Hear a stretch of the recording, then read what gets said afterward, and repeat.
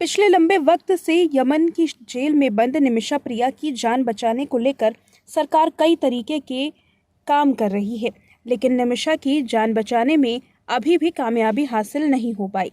निमिषा प्रिया पर यमनी नागरिक की जान लेने का आरोप है, जिसकी वजह से यमन की एक अदालत ने निमिषा को सजाए मौत मुकर्रर की है।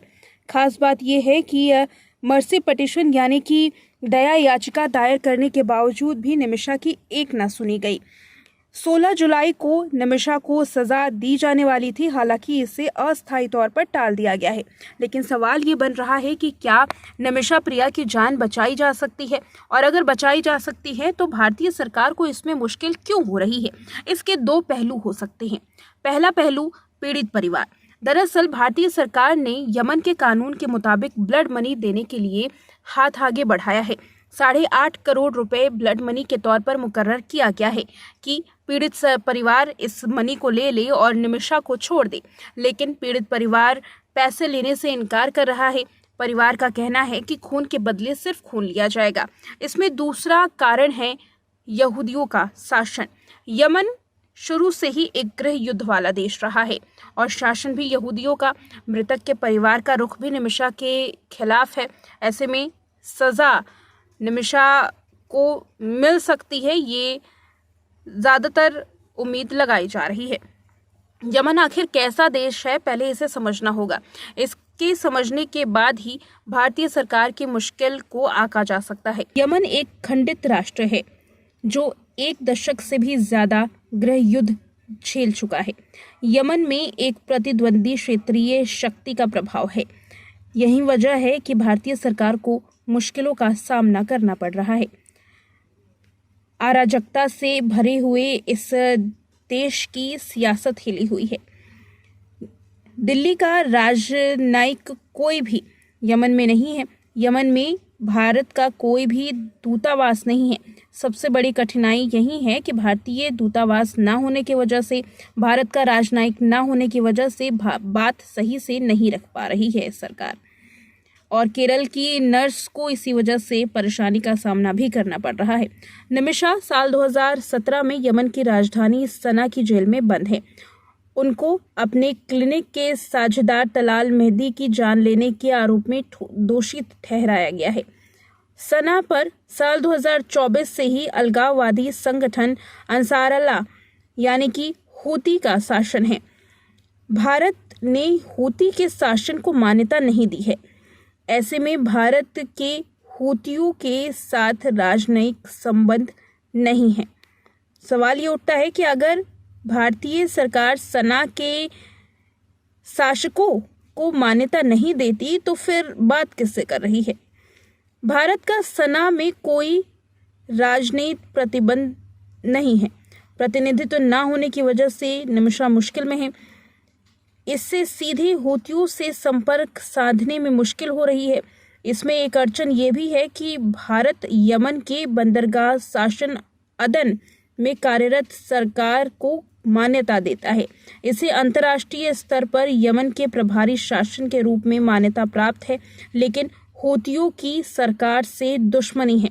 तो यहाँ समझना ये ज़रूरी है कि आखिर यमन में किस तरह की सरकार चल रही है। आसान भाषा में कहा जाए तो यमन में 2 तरीके की सरकार है। राजधानी सना में जो सरकार मौजूद है वो हूतियों की है। हूतियों की सरकार, भारतीय सरकार उन्हें नहीं मानती, उन्हें किसी भी तरीके की मान्यता प्राप्त नहीं है। यही वजह है कि भारत उनसे सीधे संपर्क नहीं साध पा रहा है। चूँकि भारत का कोई भी राजनयिक यमन में नहीं है, इस वजह से भी अड़चन आ रही है। यमन में बंदरगाहों पर एक सरकार है। इस सरकार से भारत ने संपर्क साधने की कोशिश की है। ये सरकार अंतर्राष्ट्रीय स्तर पर भी मान्यता प्राप्त है, लेकिन हैरानी की बात तो ये है कि बंदरगाहों पर कार्यरत सरकार को मान्यता मिलने के बावजूद निमिषा के मामले में वो कोई भी एक्शन नहीं ले सकते हैं। यमन का कानून कहता है कि अगर ब्लड मनी दे दी जाती है पीड़ित परिवार को तो वो माफ़ी की तरह होती है और इसके बाद किसी भी खूंखार अपराधी को भी बख्शा जा सकता है। लेकिन ये ब्लड मनी भी परिवार लेने के लिए राजी नहीं है। महदी और प्रिया के परिवार के बीच रक्तदान लंबे समय से बातचीत चल रही है, लेकिन कोई भी नतीजा नहीं निकल पाया है। खासतौर पर सितंबर 2024 से इस बातचीत को किया जा रहा है, लेकिन अभी तक कोई भी बातचीत का असर देखा नहीं गया। यमन में एक और ऐसा मामला सामने आया था जहां शहजादी को भी सजाए मौत सुनाई गई थी। एक 3 साल के बच्चे की जान लेने के आरोप में शहजादी को दोषी करार दिया गया था और इसी तरह से उनकी जान ले ली गई। उत्तर प्रदेश में रह रहे शहजादी के परिवार वालों का ये आरोप है कि आखिर यमन की उस महिला के साथ ऐसा क्यों बर्ताव किया जा रहा है जिसने एक पुरुष की जान ली। वहां पर रहकर भारत की वो महिला निमिषा प्रिया जिसने पुरुष की जान ली और उसे स्वीकार भी किया, बल्कि जबकि हमारी बेटी शहजादी निर्दोष थी, लेकिन भारतीय सरकार ने शहजादी को लेकर कोई भी एक्शन नहीं लिया। आखिर क्यों 2 भारतीय बेटियों के साथ पक्षपात किया गया? दोनों ही भारतीय बेटी थी, लेकिन एक बेटी के साथ पक्षपात और दूसरे के केस में इतना क्यों ध्यान दिया जा रहा है, ये शहजादी के परिवार वालों का दावा है। शहजादी के परिवार वाले कहते हैं कि अगर निमिषा प्रिया की तरह ही भारत सरकार उनके केस में भी ध्यान देती तो आज शहजादी उनके बीच में होती।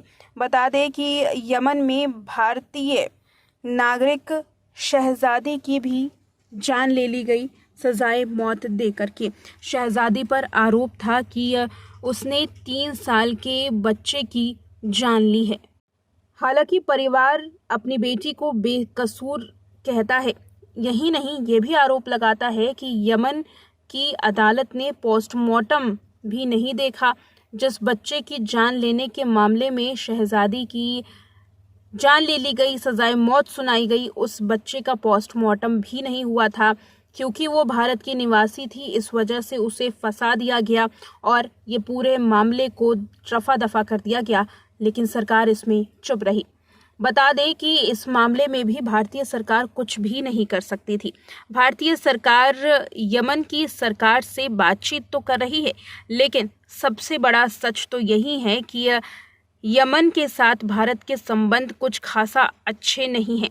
यमन और भारत के संबंध अच्छे ना होने की वजह से सरकार भी इसमें विफल दिखाई दे रही है। यही वजह रही कि शहजादी की जान चली गई, उसे सज़ा मिल गई और शायद अब निमिषा की बारी है।